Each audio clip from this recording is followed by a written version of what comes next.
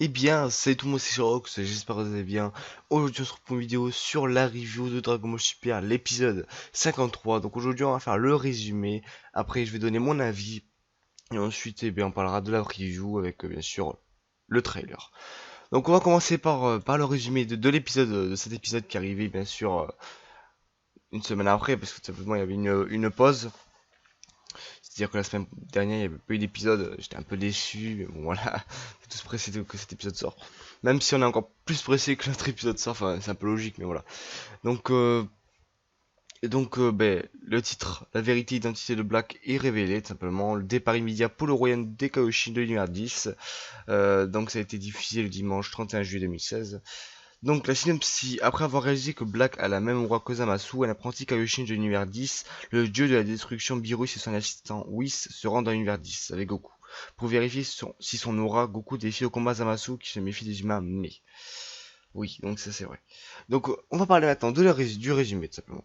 Whis, Beerus et Goku volent à travers l'espace afin d'enquêter sur Zamasu, un individu de l'univers 10 qui selon Whis et Beerus aurait la même aura que Black. Goku demande qui c'est exactement ce Zamasu, et Whis explique qu'il était un simple Kaio dans l'univers 10, mais qu'en raison de son talent pour le combat, il est maintenant considéré comme le prochain Kaioshin.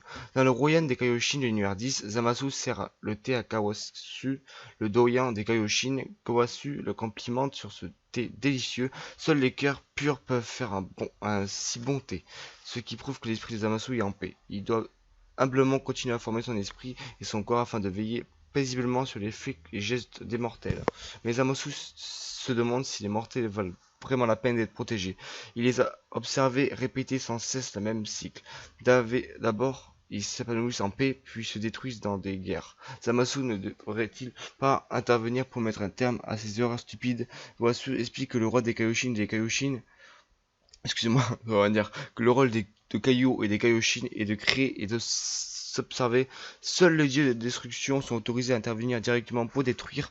Zamasu a besoin de comprendre son propre rôle et d'en savoir plus sur les mortels. Beerus et Whis et Goku arrivent à saluer Goasu, se faisant un bail. Goasu présente Zamasu comme son élève, mais Zamasu est choqué de voir Goku. Un mortel? Qu'est-ce qu'il fait ici? Goku se présente très poliment comme un Saiyajin de la planète 4032 verte 877 de l'univers 7, autrement appelé Terre. Zamasu est surpris d'entendre que Goku est un Saiyajin, et se demande pourquoi il est accroché à un dieu de la destruction. Goku complimente Zamasu par rapport à sa force supérieure à Kaio, mais Zamasu dit en colère à Goku de ne pas le toucher. Goku demande un match contre Zamasu, mais Beerus l'envoie valser en disant qu'il peut toujours attendre. Lui et Whis expliquent la raison de leur venue. Sur la Terre, dans l'univers 7, il y a quelqu'un qui porte un anneau temporel, mais qui ne soit pas un Kaioshin. Il ressemble exactement à Goku. Serait-il quoi que ce soit à ce sujet? Goasu dit de ne rien savoir. Whis demande à voir leurs anneaux temporels pour confirmer qu'ils sont tous présents. Zamasu les escorte jusqu'au temple, alors que Whis fait remarquer à Beerus que Zamasu ne semble pas connaître les anneaux temporels. Au temple, Goasu ouvre une boîte qui contient 4 anneaux temporels, dont une en argent confirme qu'ils sont tous là. Il est curieux de savoir pourquoi Beerus et Whis sont venus spécifiquement dans l'univers 10 poser des questions sur quelque chose qui a eu lieu dans l'univers 7. Beerus et Whis prétendent faire le tour de tous les univers dans le cadre de leur enquête. Goku harcèle toujours Zamasu pour un match jusqu'à ce que finalement Goasu demande à Zamasu de l'affronter. Ça fera partie de la formation de Zamasu, et ça l'aidera à comprendre mieux les mortels. De plus, il y a une chance de voir à quel point il peut se retenir contre un mortel. Il demande à Zamasu de se retenir, mais Beerus dit à Zamasu qu'il ne devrait probablement pas, au risque de mourir. On rappelle qu'un Kaioshin est aussi un mortel. De retour sur Terre, Trunks se demande à lui-même pourquoi un Kaioshin du numéro 10 aurait le même ki que Black. Lorsque Krillin le rejoint, il lui dit que la fille de Gohan est adorable. Il ajoute qu'il a aussi une fille. Trunks ne savait pas que Krillin était marié, il demande qui est sa femme. Krillin hésite et ses visites arrivent, en saluant Trunks avec sa... Ça faisait longtemps. Marron arrive aussi et embrasse son père Krillin. Ces 18 expliquent qu'ils sont venus pour voir pourquoi il n'était pas rentré à la maison. Trunks est choqué de voir que C18 était la femme de Krillin, alors que Krillin disait que c'était une longue histoire. C18 fait remarquer à Trunks qu'il a tué sa version d'elle du futur et il exige un paiement en guise de consolation. Heureusement, elle est plaisante. Trunks s'absente pour voir Bulma, qui est toujours sur la réparation de la machine temporelle avec l'aide de la bande à Pilaf. Les choses se passent bien. Ils prennent une pause. À l'extérieur, Pilaf et Chou observent le comportement de Mai. Après Trunks, ils sont déterminés à l'aider dans sa quête d'amour. Il essaie de faire ressortir le côté doux de Mai, mais ça la dérange plus qu'autre chose. Dans l'univers 10, Goku se transforme en Super Saiyajin pour se battre avec Zamasu, qui remarque que cette transformation a été levée le ki de Goku jusqu'à plusieurs dizaines de fois. Goku note que Zamasu est le premier dieu qu'il a combattu depuis Beerus, ce qui, surprise encore plus grande, s'il a combattu Beerus, comment peut-il encore être en vie? Le match commence, et pendant le combat, Goku peut sentir que Zamasu a un ki semblable à celui de Black. Pour sa part, Zamasu ne peut pas croire qu'un mortel puisse être aussi fort. Goku est victorieux. Il fait remarquer une nouvelle fois que Zamasu est vraiment fort pour un caillou, et qu'il est même encore plus fort que le Kaioshin univers 7. Il veut continuer à se battre, mais après avoir vu les anneaux temporels, Beerus et Whis se contentent de partir. Ils ne doivent pas oublier de manger de dessert. Sur le chemin du retour, ils discutent de ce qu'ils ont vu, et Zamasu est vraiment suspect. Il pense que lui et Black sont une seule et même personne. Peut-être qu'il devrait le détruire maintenant. Mais Goku dit que Zamasu ne semblait pas être une mauvaise personne. De plus, il fait remarquer que malgré les similitudes, son ki n'est pas exactement la même que celui de Black. Aussi, la réaction de ses mains quand il a frappé Zamasu a rappelé à Goku son combat contre Beerus. Beerus est en colère d'être comparé avec Zamasu, insistant sur le fait qu'il a un niveau beaucoup plus élevé. Cependant, Goku pense que Zamasu a un grand potentiel et pourrait un jour devenir un dieu aussi effrayant que Beerus. Dans l'univers 10, Zamasu remercie Gowasu de lui avoir permis de lutter contre Goku. Gowasu pense que cela a aidé Zamasu à acquérir une compréhension plus profonde des mortels et soulager une partie de la méfiance qu'il ressentait à leur égard. Zamasu dit qu'il est gêné de réaliser à quel point il est inexpérimenté et Gowasu dit que c'est bien la preuve qu'il lui reste des choses à apprendre. Gowasu demande à Zamasu une autre tasse de thé quand Zamasu lui verse gentiment. Mais les pensées de Zamasu sont tout autres. Je le savais, les mortels sont dangereux. Sengoku, je t'oublierai jamais. Voilà. Donc c'est vrai que c'était quand même un épisode où on apprend beaucoup d'informations. On apprend quand même... Zamasu est un peu louche quand même. Il se méfie comme Black des humains. Bon, c'est sûr que pour l'instant, on connaît pas vraiment son vrai visage. Parce que c'est vrai qu'on l'a vu, c'est la première fois qu'on le voit. Il a combattu Son Goku. C'est vrai qu'il est louche parce que on voit qu'il a quand même essayé de tuer Son Goku. Hein. Par l'acheter à la fin. Et bien sûr, heureusement que Kowasu, enfin voilà quoi, lui dit d'arrêter. Et c'est vrai qu'il aime pas les humains, ça se voit. Il se méfie d'eux, il les trouve dangereux. Et c'est vrai que le fait qu'à la fin ils disent Son Goku, je ne t'oublierai jamais, ça m'a fait donner plein d'idées dans la tête. Je sais pas vous, mais moi ça nous fait penser à Black, bien sûr, vu qu'on... Pour moi, Zamasu, c'est même suestin que c'est Black. Hein. Déjà, il y a plein d'indices à la fin quand il dit ça, ça se voit qu'en fait... Je sais pas vraiment vous parler de Black, et une théorie de Black. Je vous en parlerai dans un prochain épisode qui va sortir normalement en même temps que la review, la théorie, parce que je vais vous la faire.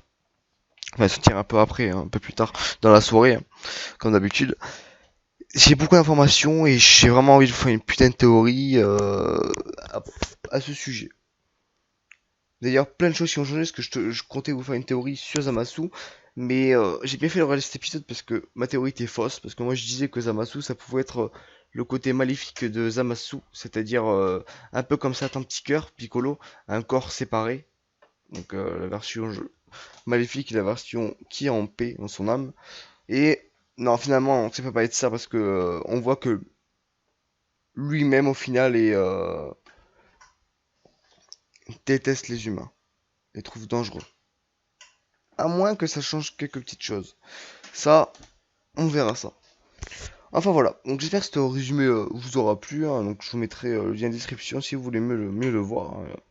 Il n'y a pas de souci comme à chaque fois, de toute façon, il n'y a pas de souci pour ça. Je vais vous donner maintenant une note sur 10 sur l'épisode. Je vais mettre un... Franchement, je vais être un Tug Life, mais je vais mettre un 10 sur 10. Pourquoi? Déjà, les musiques, les OST étaient bien placées, je trouve. Même s'il n'y en a pas eu tellement, c'est un peu les OST habituels, hein, comme on voit, quand on voit Trunks dans l'épisode avec la musique habituelle, les combats. Moi, ça m'a plu. Ça m'a vraiment plu. Je trouvais vraiment que dans cet épisode, les dessins étaient mais vraiment. C'est pour ça d'ailleurs je mets un 10. Surtout pour ça, que les dessins étaient vraiment magnifiques. Franchement, j'ai pas vu un seul détail raté. Peut-être, mais vraiment rapide, hein. Mais franchement, les dessins, j'étais vraiment surpris que les dessins soient aussi bien faits. Alors, est-ce que c'est parce qu'il y avait une pause d'une semaine que forcément ils ont pris un peu plus de temps pour faire l'épisode, ou bah, c'est un épisode normal, sauf qu'ils ont réussi à mieux le faire, et vu à force de faire les épisodes, ils s'habituent à bien faire les personnages, les dessins, et ils s'améliorent. Donc ça c'est déjà une bonne nouvelle pour la suite des épisodes, si c'est toujours comme ça. Parce que vraiment ils s'améliorent depuis les premiers épisodes ils s'améliorent franchement et je suis vraiment très content du progrès. Voilà, ben en tout cas, enfin les effets spéciaux, le Super Saiyajin était super bien fait, les effets, le combat était magnifique, même s'il n'a pas duré si longtemps que ça. Et aussi, je voulais revenir à un truc où c'est totalement logique que quand il voit C18, la femme de Krillin, qu'il soit vraiment surpris. C'est un peu à cause d'elle et son frère que son univers est un peu parti en couille au début. Vous voyez ce que je veux dire par là?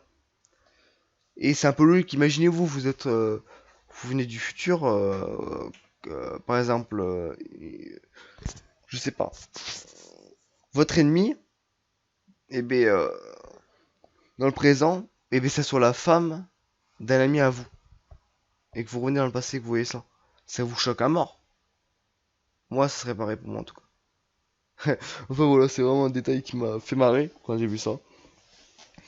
Et franchement, bah écoutez, j'ai vraiment hâte de voir les prochains épisodes. Je sais pas si on va revoir Zamasu dans les épisodes prochains.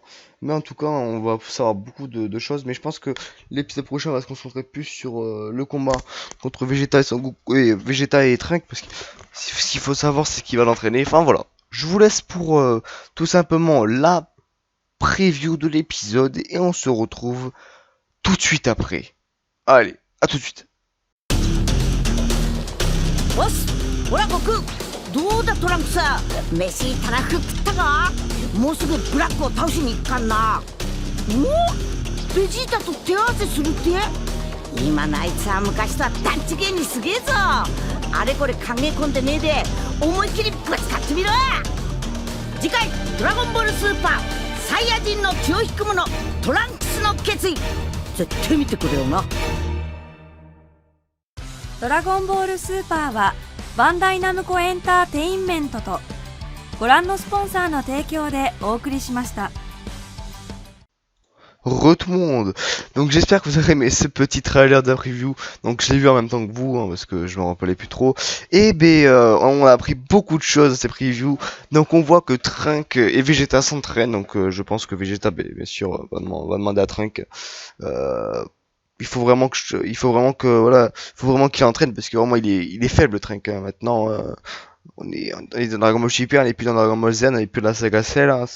Depuis là, il n'y a plus le même niveau qu'avant. Et ben écoute, Vegeta lui propose de l'entraîner. Et bon, on voit quand même que Vegeta est un peu dur avec lui. Hein. On le voit, bon c'est normal, hein. C'est tout à fait normal.